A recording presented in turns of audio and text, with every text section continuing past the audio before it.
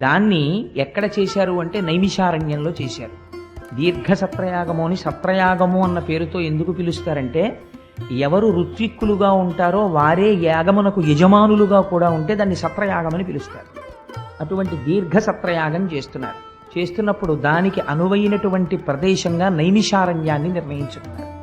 ఈ నైమిషారణ్యాన్ని నిర్ణయించుకోవడం ఎందుకు అంటే అది విష్ణు భగవానుని యొక్క శక్తి ప్రకటితమైనటువంటి క్షేత్రము కాదు. సంసారమునకు సంబంధించినటువంటి నేమి ఇరుసుని ఆధారం చేసుకుని కదండి చక్రాలు తిరుగుతాయి. ఇరుసు విరిగిపోతే ఆ బండి పనికిరాదు. సంసారమునకు ఉండేటటువంటి నేమి ఏ ప్రాంతమునందు శిథిలమైపోయిందో అటువంటి పరమ పవిత్రమైనటువంటి ప్రాంతమునకు నైమిషారణ్యము అని పేరు. ఆ నైమిషారణ్యంలో చేసినటువంటి క్రతువు చాలా విశేషమైనటువంటి ఫలితాన్ని ఇస్తుంది. శ్రీ మహావిష్ణువు యొక్క అనుగ్రహమునకు నోచుకున్నటువంటి క్షేత్రం ఆ క్షేత్రము. అటువంటి చోట ఈ దీర్ఘ సత్రయాగాన్ని చేసినట్లయితే బాగుంటుంది అని శౌనకాది మహర్షులందరూ కూడా యాగాన్ని ప్రారంభం చేశారు. చేసినప్పుడు అక్కడికి సూత మహర్షిని ఇచ్చేస్తే ఒక కోయిల వచ్చిందనుకోండి, మనం ఏం కోరుకుంటాం? పాట పాడాలి అని కోరుకుంటాం. ఒక నెమలి కనపడింది అనుకోండి, మనం ఏం కోరుకుంటాం? నెమలిని చూసినవాడు అయ్యో పురి విప్పితే బాగుండు, ఒక్కసారి పురి విప్పితే బాగుండు అంటాడు. ఎందుచేత అంటే పురి విప్పి ఆడుతున్నటువంటి నెమలి అందంగా ఉంటుంది. సూతుడు కనపడినప్పుడు అయ్యా భగవంతుడి గురించి 4 మాటలు చెప్పండి అని అడగలేదనుకోండి, అప్పుడు సూతుడికి బాధ. అటువంటి సూతుడు వచ్చినప్పుడు అడగని వాడు దురదృష్టవంతుడా. సూతుడికి బాధ ఏమి ఉండదు, ఆయన పురాణవాంగ్మయం అంతా తెలుసున్నవాడు. అటువంటి వాడు వచ్చినప్పుడు ఆయన దగ్గర పురాణములలో ఉండేటటువంటి విశేషములను హరికథామృతమును తెలుసుకుని గ్రోలాలి. అందుకని శౌనకాది మహర్షులు అడిగారు సూతుణ్ణి, అయ్యా నువ్వు రోమహర్షణుని యొక్క కుమారుడవు, నీకు పురాణములలో ప్రతిపాదింపబడినటువంటి విషయములన్నీ కూడా తెలుసు. శుకబ్రహ్మచేత ప్రవచనము చేయబడినటువంటి భాగవతము నీకు కరతలామలకము. అందులో హరినామము హరి యొక్క భక్తి హరి కథామృతము విశేషముగా ప్రవచనము చేయబడ్డాయి. ఏ భగవంతుని యొక్క గుణములను వినడము చేత మీరొకసారి పుట్టవలసిన అవసరము కలగదో, ఏ భగవద్భక్తికి సంబంధించినటువంటి కథలను విని తీరాలో అటువంటి విషయములను కలిగి ఉన్నటువంటి గ్రంథము భాగవతము.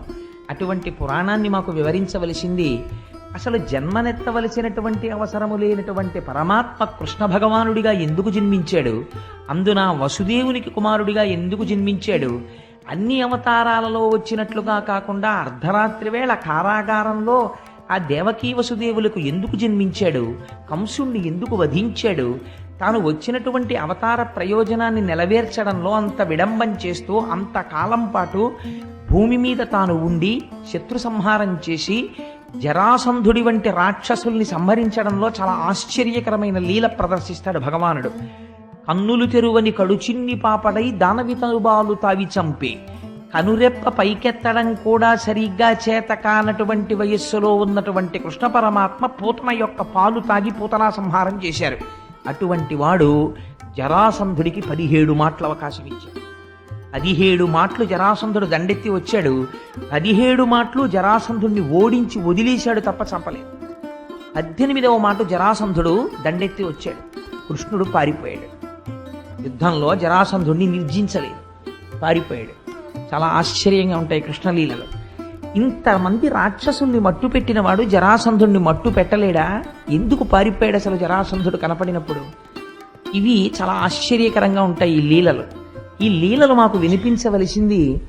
ఇన్ని కోట్ల జన్మముల నుండో భగవంతుని యొక్క కథని విస్మృతి పొందడం చేత మేము మళ్ళీ అనేక యోనుల యందు తిరుగుతున్నాం. అని ఇన్నాళ్లకి మాకు భాగవత కథాశ్రవణం చేసేటటువంటి అదృష్టం పట్టింది. ఇత మహానుభావ సుత మహర్షి ఆ భగవత్ కథలను కలిగినటువంటి అమృత స్వరూపము కనుక దానికి భాగవతమని పేరు. భగవంతుడు అంటే ఏమిటో తెలుసా అండి? దాని గురించి అథర్వశిరోపనిషత్తు ఒకలా మాట్లాడింది, విష్ణు పురాణం ఒకలా మాట్లాడింది. భ ద వా అంటే ఐశ్వర్యము, బలము, జ్ఞానము, శక్తి, వీర్యము, తేజస్సు. ఈ 6 గుణములు భ గ వ అనబడేటటువంటి 3 అక్షరముల చేత ప్రతిపాదింపబడతాయి. ఈ 6 కళ్యాణ గుణములు పరిపూర్ణముగా కలిగిన వాడెవడో న అన్న అక్షరము చేత హేయమైన గుణములు లేనివాడెవరో, ఎవడు దయాస్వరూపుడో అటువంటి వాడి గురించి ప్రతిపాదింపబడితే, అటువంటి వాడిని గురించి చెప్తే అది భగవత్ శబ్దము కాదు. రెండవ అర్థం, మనిషికి పుట్టుక చేతనే జీవాత్మ పరమాత్మల యొక్క భేదము లోపల నాటుకుని ఉంటుంది. నేనెంతటి వాడినండి, ఈశ్వరుడు చాలా ఉత్కృష్టుడు అన్న మాట అనడానికి ప్రత్యేకమైనటువంటి ఆ మాట అనడం కూడా చాలా గొప్ప. అంత తేలిగ్గా భగవంతుడి యొక్క గొప్పతనాన్ని అంగీకరించలేడు. కానీ జీవ పరమాత్మల మధ్య ఉండేటటువంటి భేదమును తొలగించి రెండు ఒక్కటే అనేటటువంటి అభేద బుద్ధి లోపల కలిగి ఇక్కడే అపరోక్షానుభూతిని తాను పొంది ఆత్మదర్శనమయ్యేటటువంటి స్థితిని అనుగ్రహించగలిగినటువంటి స్వరూపము ఏది ఉన్నదో, ఏది నీ భక్తికి కర్మకి మెచ్చి జ్ఞానమీయగలదో అటువంటి పదార్థమునకు భగవన్ అని పేరు. ఈ భగవత్ శబ్దమును ఎవరు అర్థము చేసుకోగలుగుతున్నారో అటువంటి వాడికి పండాహ అని పేరు. పండా అని అందుకే పోతనామాచ్యుల వారికి ఒక బిరుదు సహజ పండితుడు. ఆయన ఎక్కడా తెలుసుకున్నట్టు కానీ, ఏ గురువు దగ్గర కూర్చుని శ్రవణం చేసినట్లు కానీ మనకి కనపడదు. కానీ పోతన గారికి మరి ఇంత జ్ఞానము ఎలా కలిగింది అంటే ఆయన సహజ పండితుడు. సహజ పండితుడు అంటే పుట్టుకతోట ఆయనకి పద్యాలు రాయడం వచ్చింది, కవిత్వం చెప్పడం వచ్చిందని కాదు దాని అర్థం. పండాహ అన్న శబ్దంలోంచి పండితుడు అన్న మాట వచ్చింది. పండా అని ఎవరిని పిలుస్తారంటే, ఏ వ్యక్తికి, ఏ భక్తుడికి భగవంతుని యొక్క నిర్హేతుకమైన కృప ప్రసరించిన కారణము చేత ఆయన భక్తి ఫలస్వరూపమును పొందితే మాయా అనబడేటటువంటి తెర తొలగి జీవబ్రహ్మైక్య సిద్ధి కలిగి భగవంతునికి సంబంధించినటువంటి జ్ఞానమును పరిపూర్ణముగా పొందుతాడో అటువంటి వాణ్ణి పండితుడని పిలుస్తారు లోకంలో. అందుకే భగవద్గీతలో పండితుడు అనగా ఎవరు అంటే, బ్రాహ్మణుని యందు, గోమాంసమును తిను చండాలుని యందు, కుక్క యందు, ఏనుగు యందు సమబుద్ధి కలిగిన వాడెవడో పండితాః సమదర్శనః, వాడు సమదర్శనమును కలిగినటువంటి పండితుడు అన్నారు.